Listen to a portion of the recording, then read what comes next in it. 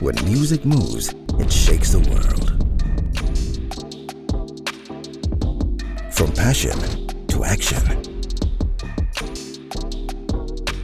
Catch conversations and inspiration as we get to know emerging artists at the Ohio University's Music Industry Summit. We are the university that finds the way to do the most unique things and the coolest things. This is the Launchpad Podcast.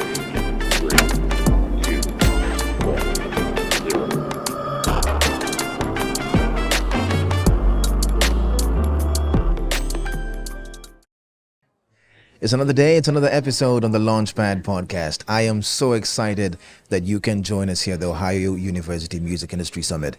As always, on the Launchpad, our work is to highlight the next best now.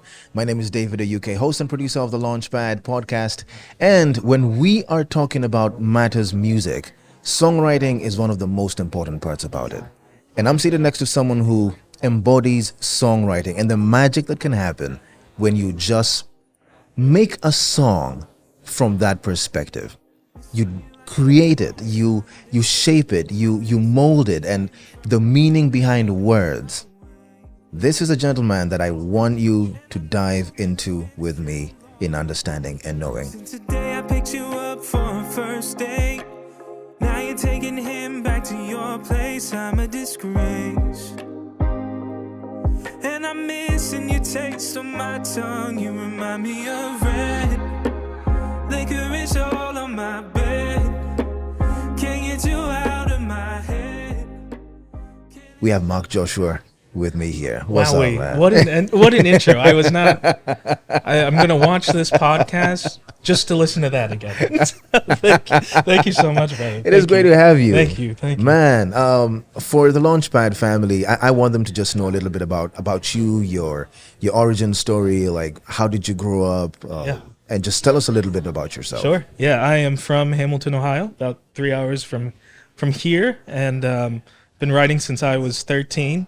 Gigging since I was 16, and I am 27, turning 28 later in the summer. And I've just been writing for what feels like my whole life. Music has been a part of my life. I knew from like the tiniest age, smallest version of me that I was never gonna do well at a 9-to-5 job, and that I had to do something creative. I've had bouts of maybe doing something else, but music and writing has been the only thing that's ever made sense to me. So, yeah. That's my origin story, or villain story. Villain arc. I love that. Clearly, we're on the same wavelength. Like, I think about origin stories and I think about villain arcs and stuff like that. So I love that we're on the same page. What's the first song that you remember being, like taken in by when it comes to lyrics or songwriting? Man, that's a great question. Well, just because he's here, this is sort of the reason I knew about the summit, was Jason Isbell. I'm a huge Jason Isbell fan. And he just has, his writing in general is just sort of my gold standard that I put my writing up to. And he has a song called Last of My Kind. And it just takes you on a journey. It's the perspective of very John Prine, where it's like, I was walking in the neighborhood one day and this happened and this happened. And it cascaded into this and that. And those types of songs, the sort of stream of conscious, really resonate because I think they're just thoughts that we normally have in our lives anyway. And then for it to have someone put it into a structure and have it be able to be sung along to and stuff like that, that song definitely resonates. And I remember listening to that song and having it be like, oh, like this is what I'm supposed to feel. This is what I'm trying to get at when I write songs too. And so at that point in your life, is that the one point where you were like, you just want to write better? Or is that the point where you're like, I need to learn songwriting? Because in my head, like there's a difference. It's like, oh, I can do this better. But then there's a songwriting process that people go through. Was it that time in your life when you're like, I need to pursue songwriting, or just I need to write better? Yeah, I'd say so. Because so I think that record came out in 2016, 2017. So I'd already been writing for a good chunk of my career. And when I heard that song, I realized that there was another level that I could tap into. And I really started to consider myself a songwriter first and then a singer. That's sort of how I've sort of like marketed myself, is I'm a songwriter first. I can sing, but I'm best at singing my own songs. So, yeah, so that was definitely a turning point. I just realized that there's a lot of weight to songwriting. There's a lot of music in general is so sacred to me. It brings so many emotions out for all of us, and to have that power, to have that be able to be transferred to someone, I take that very seriously. So whether it's even like, that's when I also realized, like, you know, that's such a great lyrical song, but there are also songs that you can make and produce that maybe lyrically aren't, you know, to that level of storytelling, but you're writing a song that is just provoking an emotion, and that has just as much weight, I think, as like a lyrical song. So that definitely was the turning point for me as an artist. Yeah. You know, you've talked about like the difference between being a songwriter and then, you know, being a singer. Where is that nexus? Like, you've talked about being a songwriter. Now talk to us a lot about how you bring that into being a singer. You know, when you're looking at, like, you just didn't write something, there's a way that you want the melodies to sound. Yeah. There's a way that you hear it in your head. Right. How is that process? Like, changing it from like pen and pad. I'm old school. I'm like pen and paper. Yeah.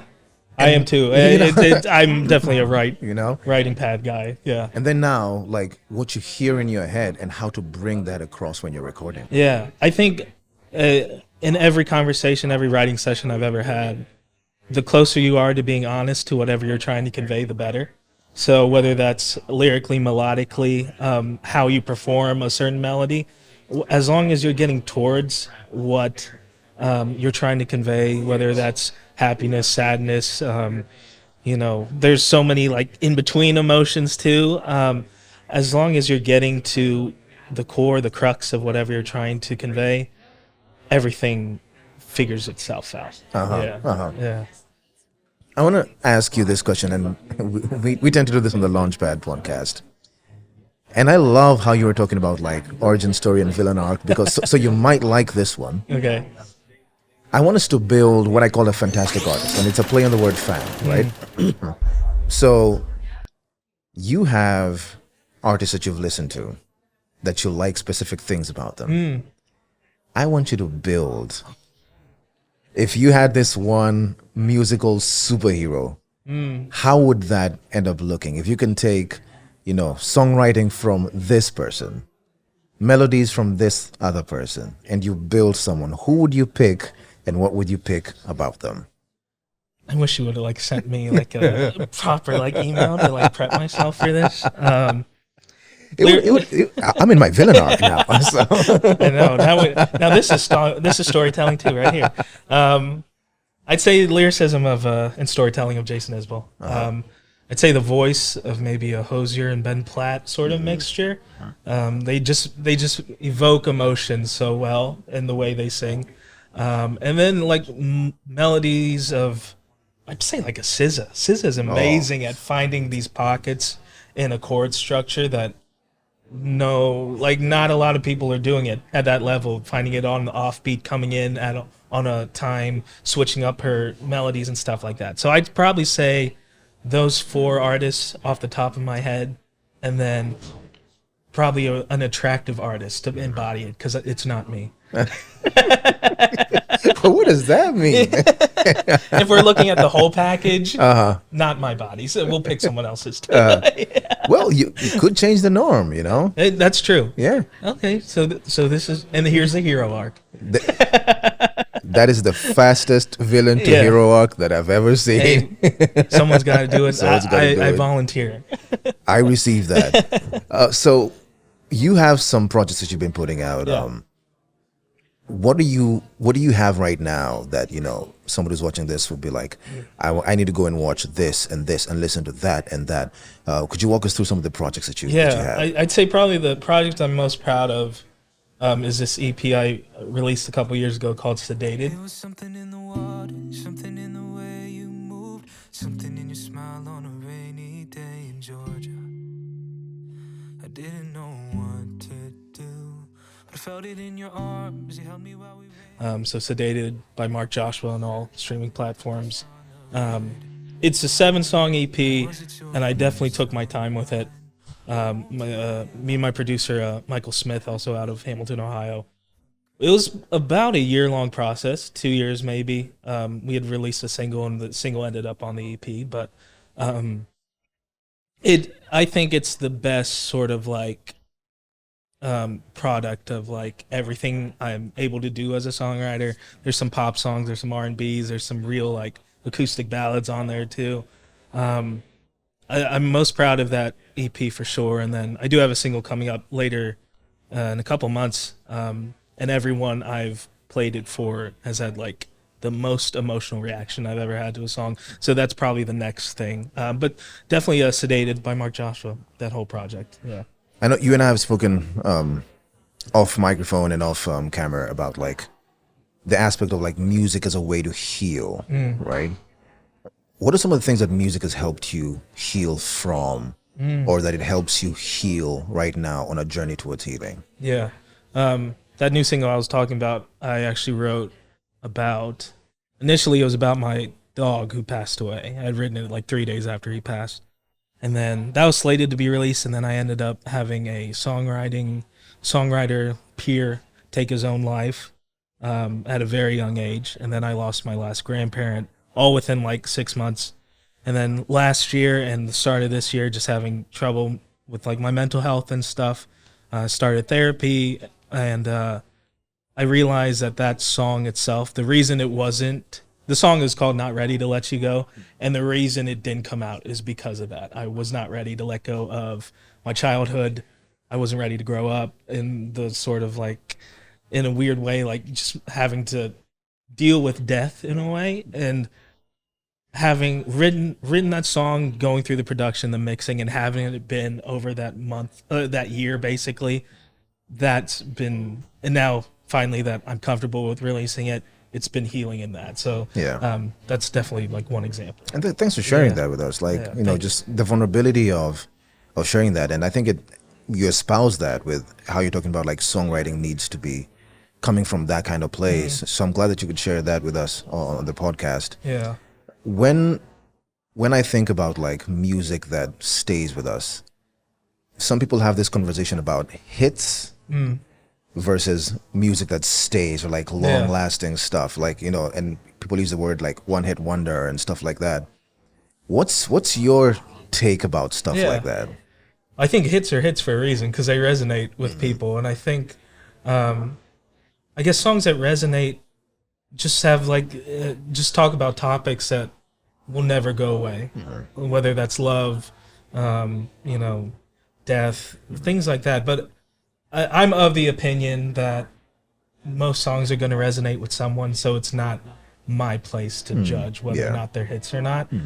Especially nowadays, where like not every song is ever going to be heard. You know, it's just logistically not possible. So if you find something you like, why wouldn't you listen to it? I love that. And if it just so happens that a lot of people also listen to it, so be it. But it's sort of, as an artist, it's out of my control. So, And you teach songwriting as well. I do. Yeah, you had one of my students, which is pretty crazy. You know, Jillian K. And, you know, I remember Jillian was like, I can't believe it, Mark Joshua's coming and, you know, is my teacher and everything, you know, which is pretty cool.